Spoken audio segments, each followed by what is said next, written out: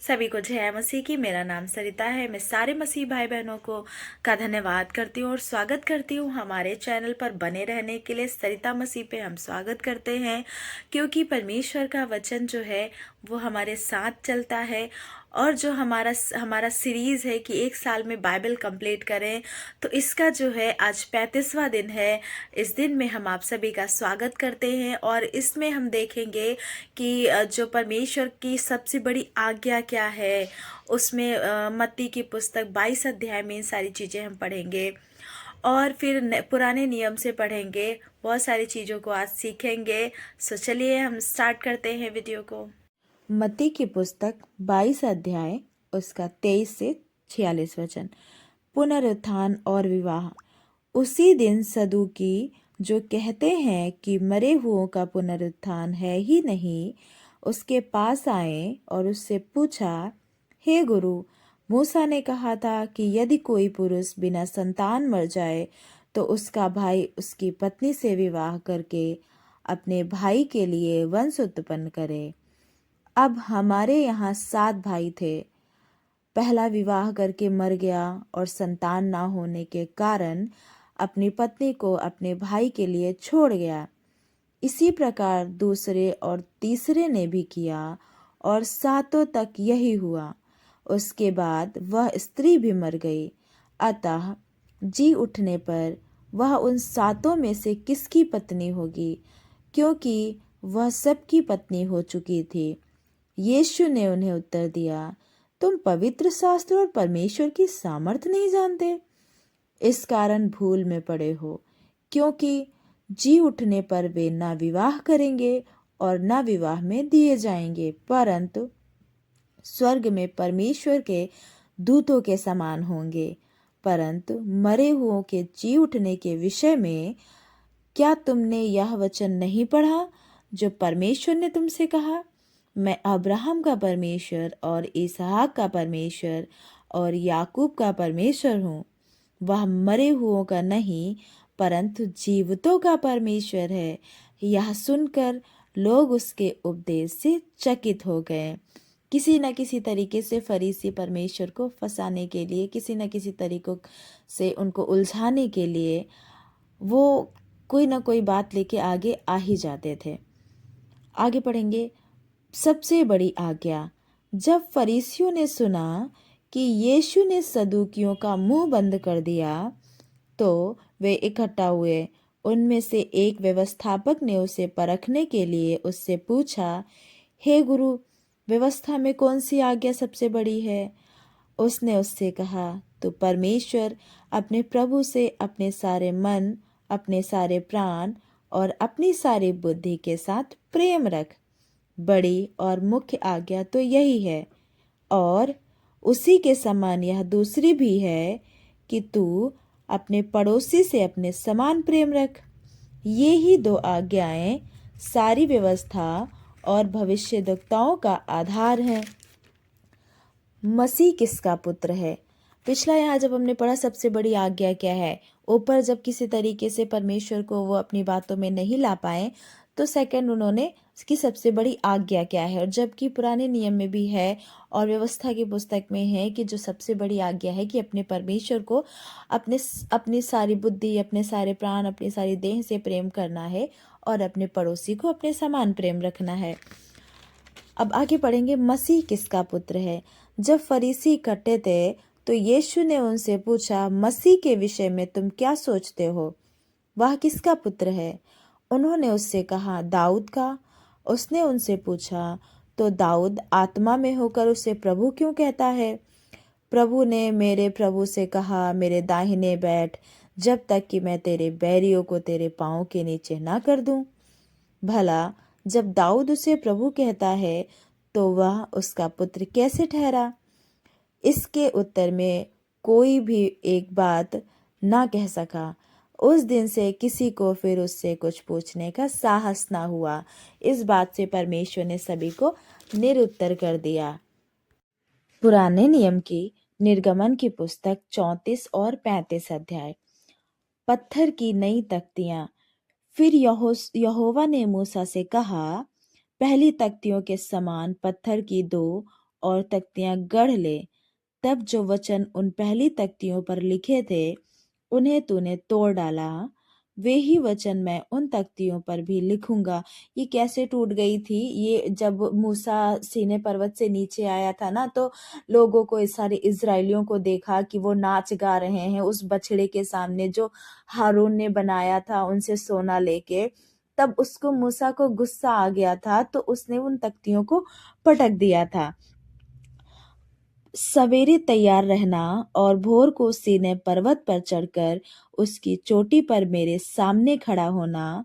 तेरे संग कोई ना चढ़ पाए, वरन पर्वत भर पर कोई मनुष्य कहीं दिखाई ना दे, और ना भेड़ बकरी और गाय बैल भी पर्वत के आगे चरने पाए।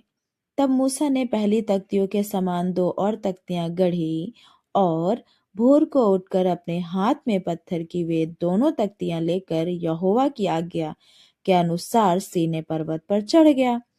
तब यहोवा ने बादल में उतरकर उसके संग वहां खड़ा होकर यहोवा नाम का प्रचार किया।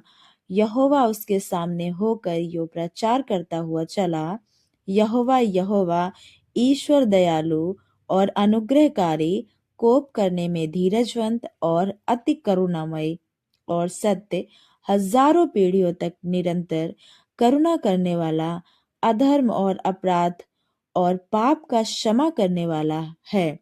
परंतु दोषी को वह किसी प्रकार निर्दोष न ठहराएगा। वह पितरों के अधर्म का दंड उनके बेटों, वरन पोतों और परपोतों को भी देने वाला है। तब मूसा ने तुरंत पृथ्वी की ओर झुककर दंडवत किया और उसने कहा, हे प्रभु, यदि तेरे अनुग्रह की दृष्टि मुझ पर हो तो प्रभु हम लोगों के बीच में होकर चले।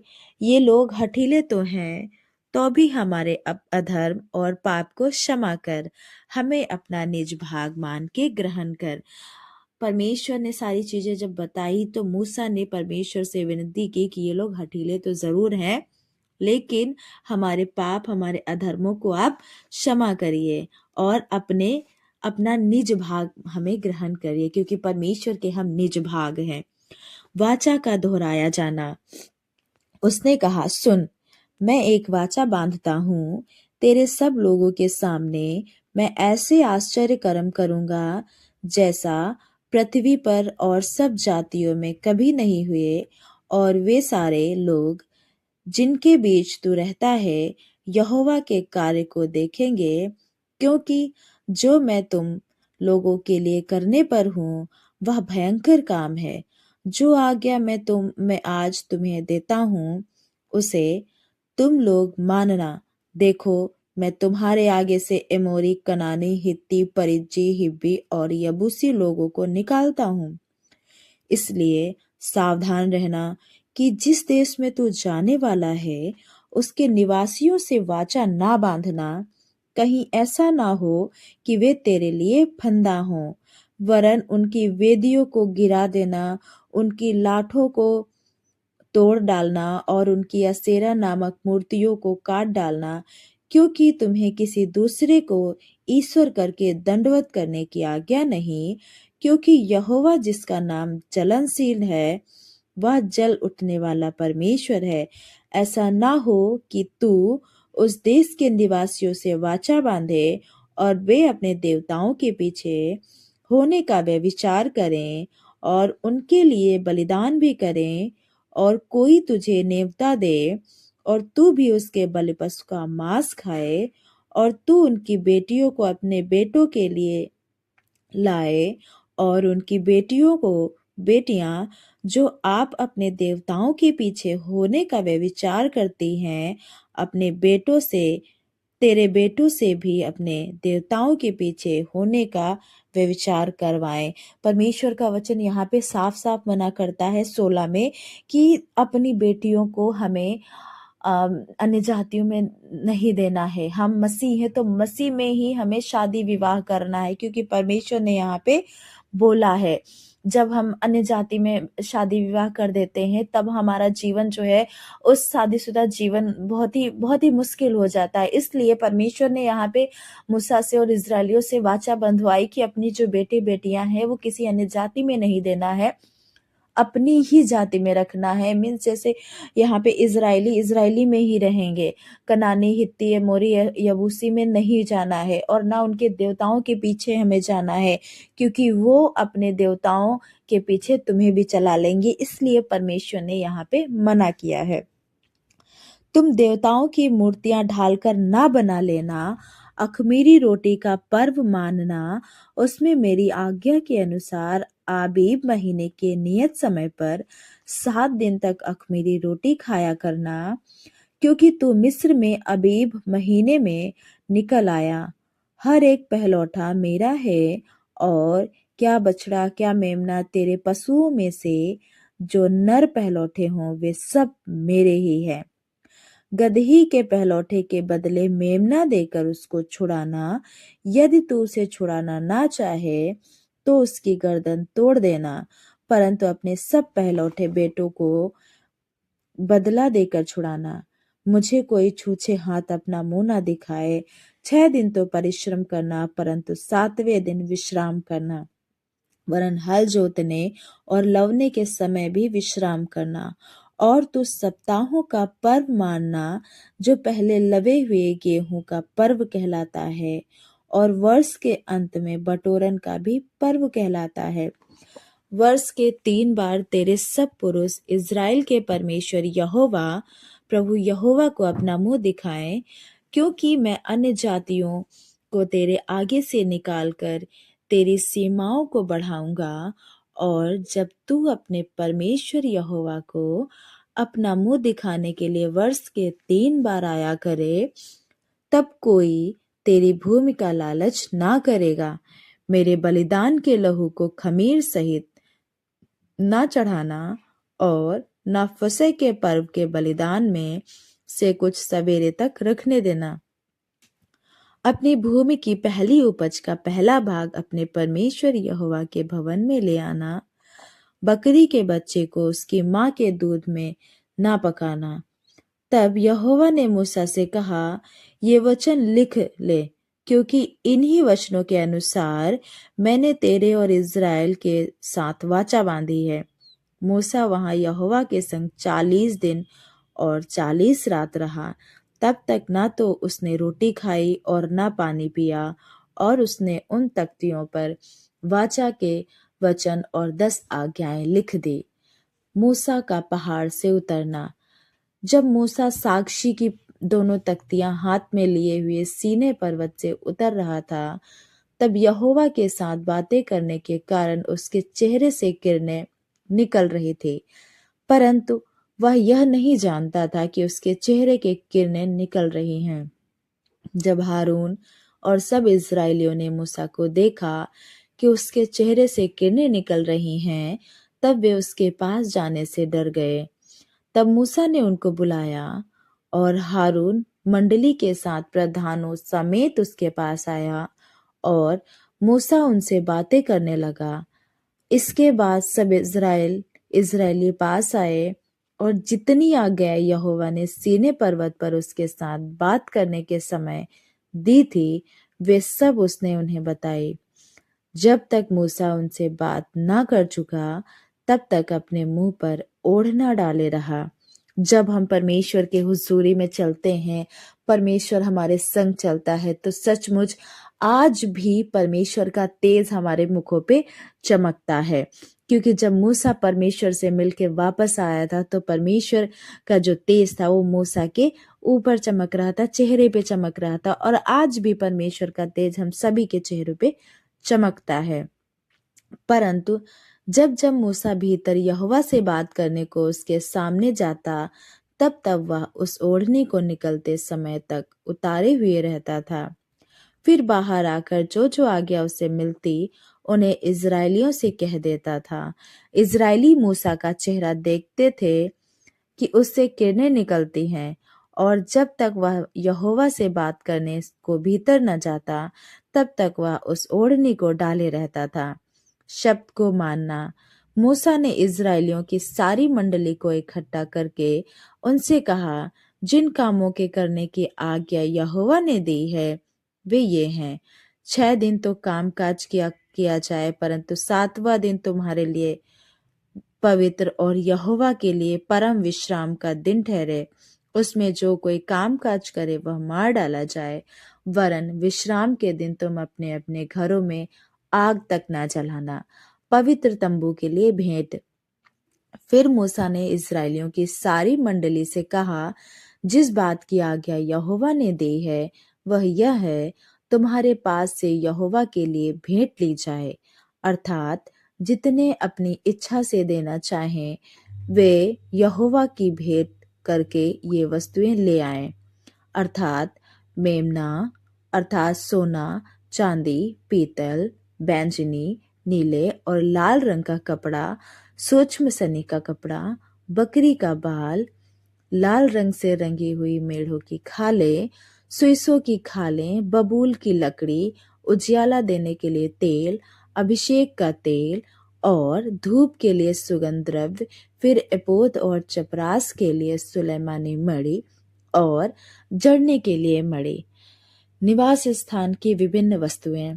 तुम में से जितनों के हृदय में बुद्धि का प्रकाश है, वे सब आकर जिस जिस वस्तु की आज्ञा यहोवा ने दी है वे सब बनाएं, अर्थात तंबू और आवरण समेत निवास और उसकी घुंडी, तख्ते, बेड़े, खंबे और कुर्सियां, फिर डंडों समेत संदूक और प्रायश्चित का ढकना और बीच वाला पर्दा, डंडों और सब सामान समेत मेज और भेंट की रोटियां, सामान और दीपकों समेत उजियाला देने वाला दीवट और उजियाला देने के लिए तेल, डंडों समेत धूप वेदी, अभिषेक का तेल, सुगंधित धूप और निवास के द्वार का पर्दा, पीतल की झंझरी, डंडों आदि सारे सामान समेत होम वेदी, पाए समेत हौदी, खंभों और उनकी कुर्सियों समेत आंगन के पर्दे और आंगन के द्वार के पर्दे, निवास और आंगन दोनों के खूंटे और डोरियां, पवित्र स्थान में सेवा टहल करने के लिए काढ़े हुए वस्त्र और याजक का काम करने के लिए हारून याजक के पवित्र वस्त्र और उसके पुत्रों के वस्त्र। लोगों द्वारा भेंट लाना।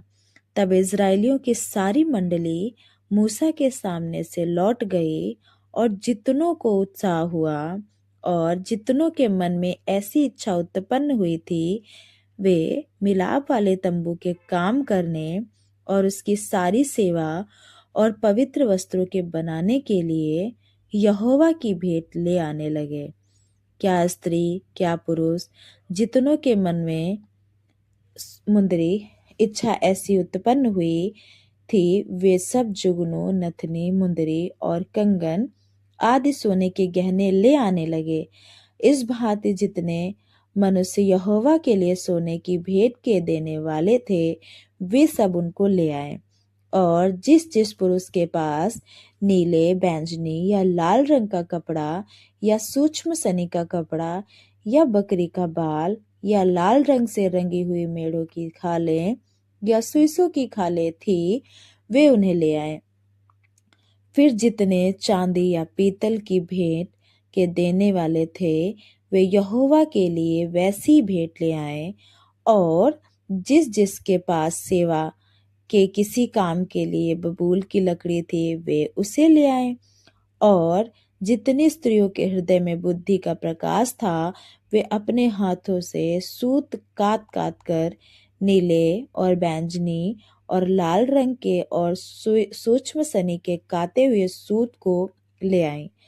जितनी स्त्रियों के मन में ऐसी बुद्धि का प्रकाश था, उन्होंने बकरी के बाल की काते और प्रधान लोग एपोद और चपरास के लिए सुलेमानी मणि और जड़ने के लिए मणि और उजियाला देने और अभिषेक और धूप के सुगंध द्रव्य और तेल ले आए।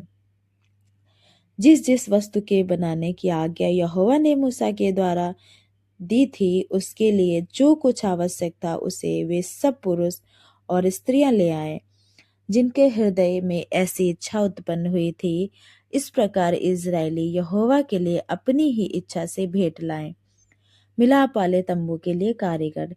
तब मूसा ने इज़राइलियों से कहा, सुनो, यहोवा ने यहूदा के गोत्र वाले बसलेल को, जो उरी का पुत्र और हूर का पोता है, नाम लेकर बुलाया है, और उसने उसको परमेश्वर के आत्मा से ऐसी परिपूर्ण किया है कि सब प्रकार की बनावट के लिए उसको ऐसी बुद्धि, समझ और ज्ञान मिला है कि वह कारीगरी की युक्तियां निकालकर सोने, चांदी और पीतल में और जड़ने के लिए मणि काटने में और लकड़ी पर नक्काशी करने में, वरन बुद्धि से सब भांति की निकाली हुई बनावट में काम कर सके।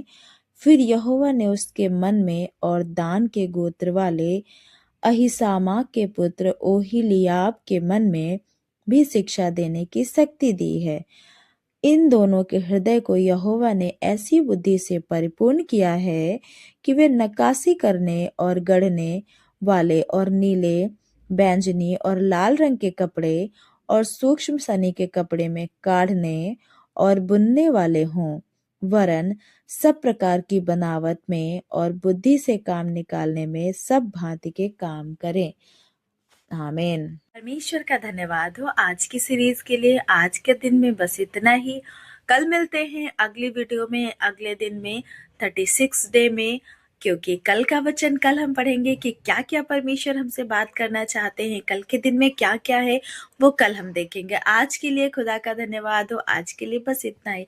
सभी को जय मसीह की। हमारे साथ जुड़े रहने के लिए धन्यवाद। और सभी मसीह भाई बहनों को परमेश्वर बहुत आशीष दे, भला चंगा रखे, जीवन में आगे बढ़ाए। आमीन।